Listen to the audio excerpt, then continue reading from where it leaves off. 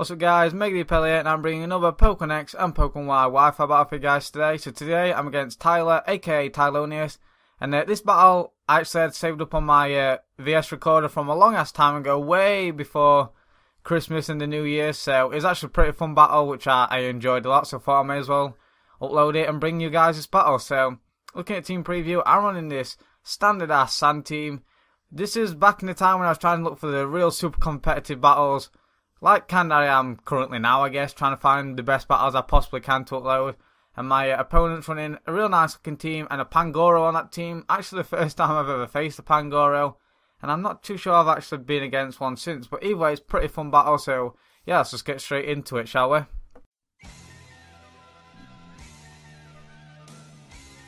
So I'm in fact going to lead out with my Rotom, as he's going to lead out with his Diggersby. So I'm going to do the first turn, just make the hard switch, go straight out to my Gourgeist, just because I don't want to potentially take a choice banded return from this thing. Turn 1, and I know with my Gourgeist, with its Frisk, I can obviously find out what item is running. And at the time of this battle was when the first introduction of Choice Scarf Diggersby was running around. So he's going to go for the U-turn, predicting that, as I did Frisk and find out he's in fact Choice Scarf. So that's vital information to know later on. And he's just going to go out into his Tentacle now, using this Switch Initiative, go out into this thing. I don't want to take go for the Leech Seed rather, just because this thing does in fact have Liquid Ooze. Liquid Ooze is now a thing. And I'm going to switch him out, going to my Rotom, predicting the Ice Beam as he actually sets up the first layer of Toxic Spikes, which is nice. So what I'm going to do is just go straight for that Volt Switch, as it brings in his Gardevoir, most likely special defensive, 1 with the way switch in, 2 baseline, which that damage did. So knowing this, I'm actually going to go out to my Tyranitar, just use the time to get up the sand and potentially take up my rock, set up my rocks later. Knowing that Gardevoir potentially cannot in fact touch me, I know they could in fact run the Focus Blast, but most likely uninvested, and I can obviously eat one of those up and just get up my rocks or go for Crunch. But what he's actually going to do is make the hard switch, predicting my rocks, and go straight out into his Pangoro now, I do believe. Like I said, I'm just going to start to set up my rocks, just use his time, 3 times just to get them up. As in comes Pangoro. So what I'm actually going to do is in fact stay on my Tyranitar this turn, because I do know his potential could carry the Hammer Arm, and the obvious Gourgeist switch is super obvious, and the Crunch from Pangoro is in fact a 2-hit KO, and my Gourgeist is a huge problem to his team, obviously having this Pangoro and of course a Azumarill, so I want to keep that thing around for later. We're just going to play the safe move, I guess predicting me to overpredict, and just go straight for the Hammer Arm and wiping out my Tyranitar, which is nice for him, but this gives me a free switch into the threat, the Talonflame.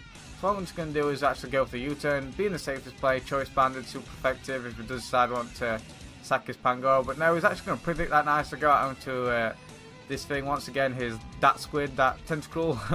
So I'm just going to go for the U-turn and get the free switch into my Excadrill now, just because I can potentially get off a Rapid Spin and scare this thing off of the Earthquake and get a free Rapid Spin. So that's the plan. So that's exactly what I'm going to do for the following turn, is just go straight for that Rapid Spin, try and get rid of that first layer of Toxic Spikes. It in fact stays in, and just go straight for that safe Scald. But with the Sandstorm being up, and this thing most likely being uninvested, I'm able to live that. Thankfully it doesn't get the burn, which is great for me.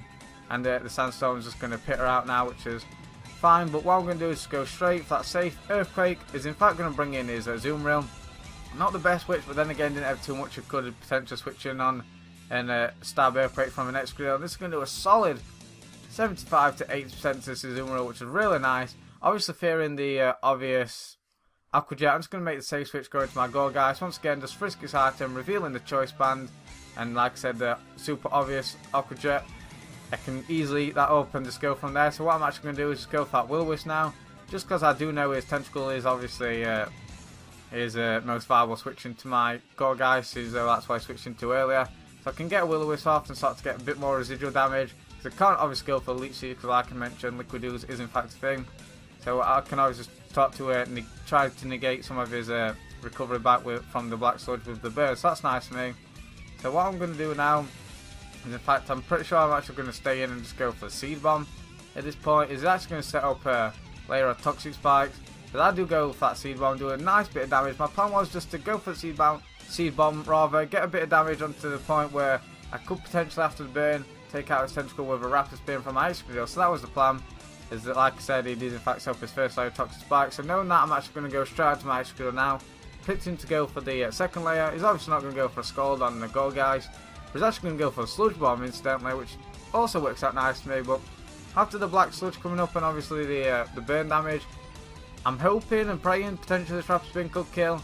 But I do know after this rapid spin damage, which doesn't in fact kill, the burn will actually take out the tentacle, as he's in fact just going to take me out with a scald, which is nice. But at the same time, Excadrill did the well, nice stream I should say. But at the same time, Excadrill did in fact do its job. It got rid of the laser toxic spike and taken down his own rapid spinner. So like I said, it did its job. So good job, Excadrill. In comes my Talonflame now, because it is a double down, and he's going to bring in his Scarf Diggersby. What I'm actually going to do is try and bait him into going for the return, get the free switch into my Gourgeist. But I'm pretty sure he's going to predict that nice and just go straight for that U-turn, which is good for him because this once again gives him switch initiative. He's going to end if he wants and potentially try and force me out. It's because my Gourgeist is in fact a huge threat to his team. And in comes this thing now, his Pangoro. Like I said, I know I can live with Crunch, despite it being stab and super effective on my Gourgeist. Gourgeist is super bulky, so I know I can live, and I obviously run the Will-O-Wisp, as I shown earlier. So that's exactly what I'm going to do. Eat all that Crunch, and just retaliate back with a Will-O-Wisp. He does get a defense drop, which is fine, I guess. But yeah, I land that Will-O-Wisp, which is nice. Basically crippling this Pangoro, because now I know I can easily switch on out, go into my Garchomp, and obviously get a bit of Ruskin damage off on this thing, in combination with a burn, and just get a free Mega Evolution and just take out his Pangoro. So that's the plan. Just going to make it switch into my Garchomp now, as it does in fact just go straight for that Crunch. Like I said, I can eat this up with it being burnt.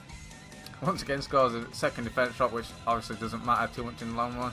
Ruskin and burn damage brings it just below 50%.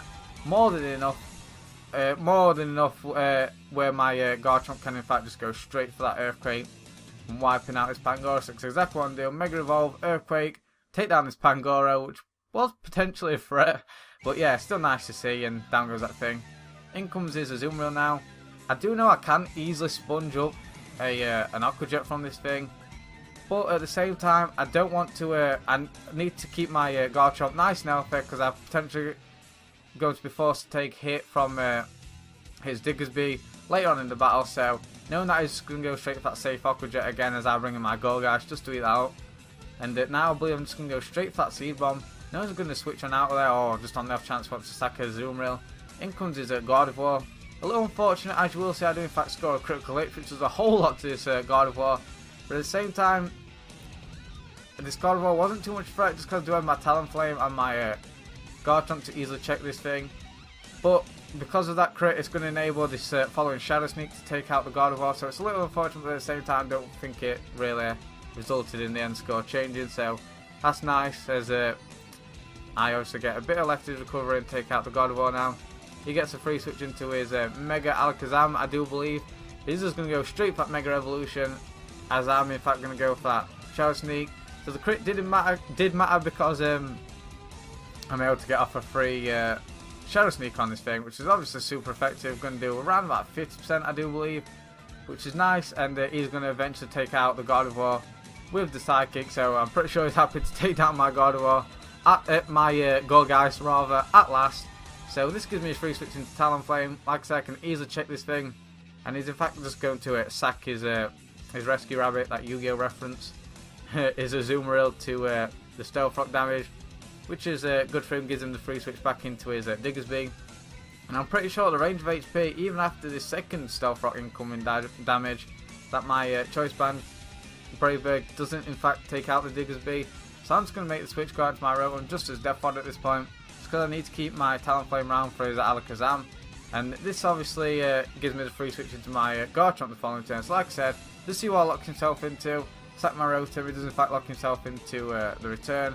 And as soon as we establish that this thing is in fact Choice Scarf, I know I can easily live this return. Well, not easily, it does a whole lot, but I can live it and retaliate back with an Earthquake and take this thing down, except it survives with a...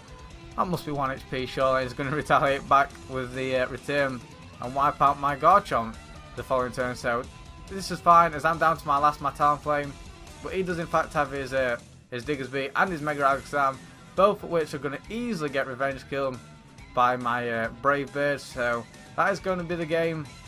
It is in fact going to be a close 1-0 after I take out his Alakazam. So it's really fun. I hope you guys enjoyed. I know I did. It was actually a real fun battle. And yeah, nice to see some interesting Pokemon and some standard Pokemon at the same time. So once again, hope you guys enjoyed. If you did, be sure to leave a like, comment down below, and of course subscribe for more Pokemon X and Pokemon Y Wi-Fi battles. Alright, thanks for watching, and I'll see you guys next time.